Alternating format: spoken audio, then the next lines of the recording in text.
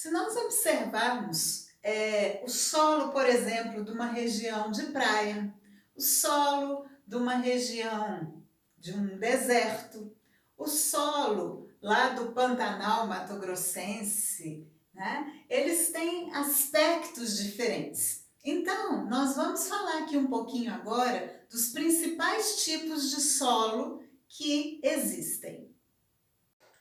E por último, então, nós vamos ficar aqui com os principais tipos de solos.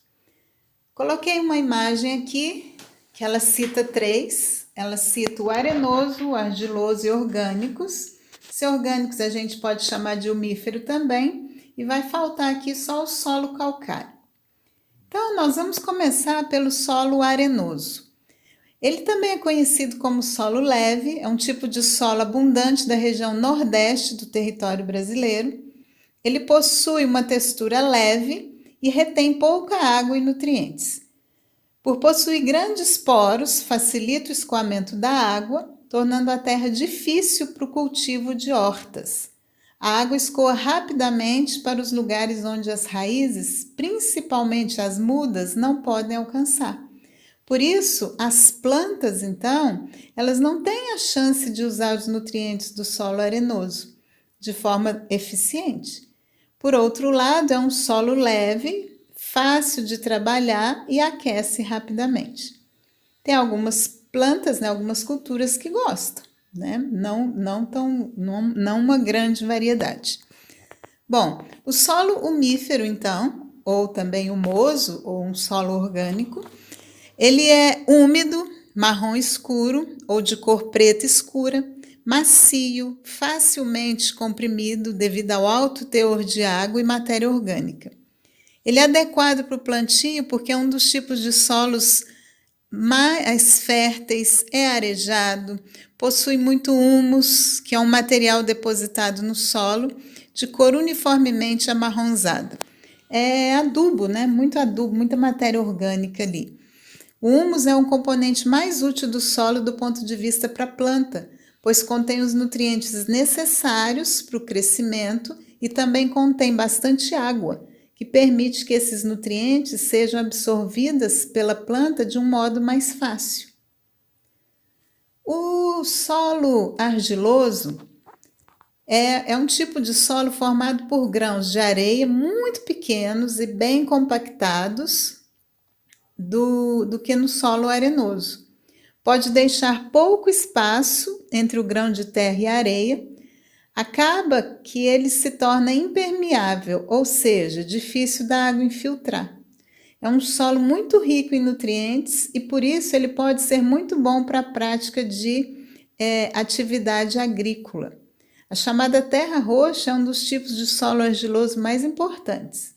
No Brasil, é encontrada principalmente nos estados de São Paulo, Mato Grosso do Sul, Paraná, Rio Grande do Sul e Santa Catarina. Agora, o solo calcário. Ele é encontrado em regiões desérticas e ele é conhecido por possuir poucos nutrientes. Portanto, ele não é o mais adequado para a agricultura. Ele é formado principalmente por partículas de rocha, possui uma grande quantidade de partes rochosas em sua formação. Por isso, encontra-se vários pedaços de pedras em meio à terra. Embora não seja um tipo de solo muito fértil, ele pode corrigir a alcalinidade do solo, ou seja, os solos do Brasil eles são solos mais ácidos. Então, esse calcário ele tem um caráter básico que neutraliza a acidez desse solo, né? No caso do solo possuir poucas características calcárias, é possível misturar outros solos, como terra roxa, para cultivar plantas então que são mais sensíveis. Então, coloquei aqui uma imagem para vocês perceberem. Olha a riqueza que é um solo orgânico, né? Enquanto um solo convencional. Até a cor desse solo orgânico, né? Mais preta, mais viçosa. Bom, e por falar em cor, nós temos vários tipos de cores, né? No solo.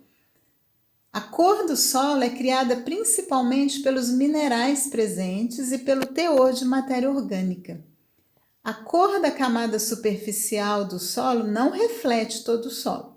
A camada superficial do solo, ela é geralmente mais escura que as camadas mais baixas, porque é onde a matéria orgânica mais se acumula.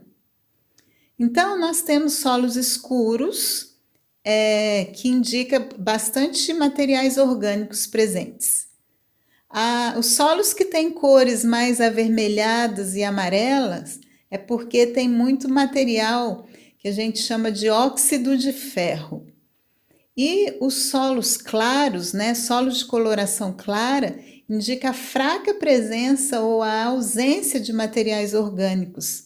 Lembrando que o solo úmido sempre parecerá mais escuro do que um solo seco. Então, nós estamos falando de solos que têm pouca... assim, a gente não pode analisar a cor com ele molhado. Precisa estar seco para a gente poder ter realmente a certeza de que tipo de material está presente.